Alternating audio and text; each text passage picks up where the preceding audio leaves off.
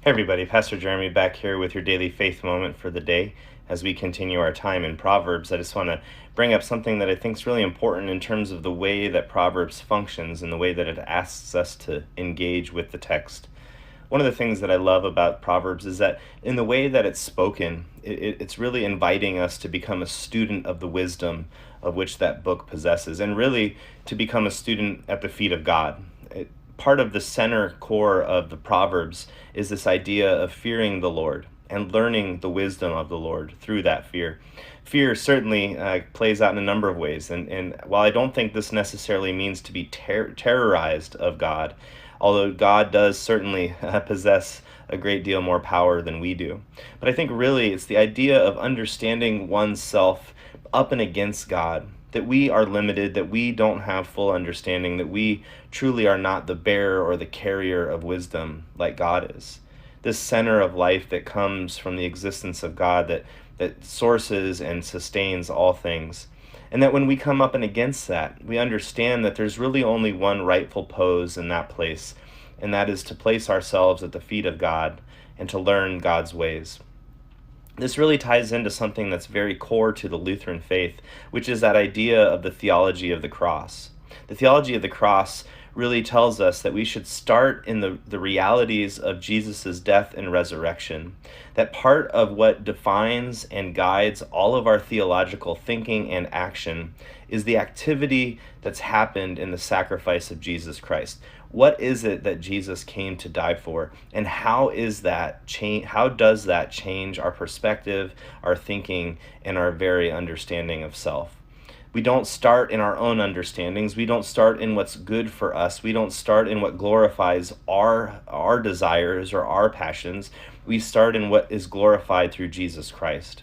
We start in what God has done in this Son that was given as a sacrifice. When we think about this idea, oftentimes in our lives we engage with people or engage in problems, and sometimes it's really easy for us to think, what's best for me? Oftentimes that's really where we start. Theology of the cross begs us to think about the other as just as important as ourselves. For if God came in flesh and blood in Jesus Christ to die for me while I was still a sinner, then Jesus did the same for my neighbor. And that should change the way that I behave. That should change the way I see the world. That's the way that that should change the way that I see the words neighbor and enemy.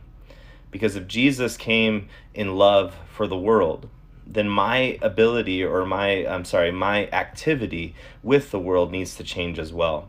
And so the Proverbs really call us into this kind of wisdom that we see in Jesus Christ, this wisdom that comes from God from the very beginning and is brought to fruition in Jesus Christ, this wisdom that calls for us not to take the throne of expert, right? Remember that first commandment, we are not God. So that's not our job. So what is our job then?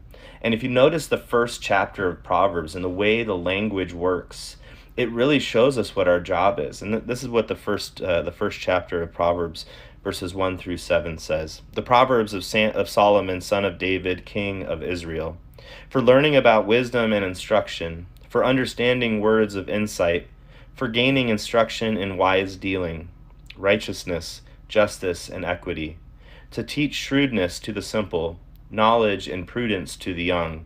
Let the wise also hear and gain in learning, and the discerning acquire skill. To understand a proverb and a figure, the words of the wise and their riddles. The fear of the Lord is the beginning of knowledge. Fools despise wisdom and instruction.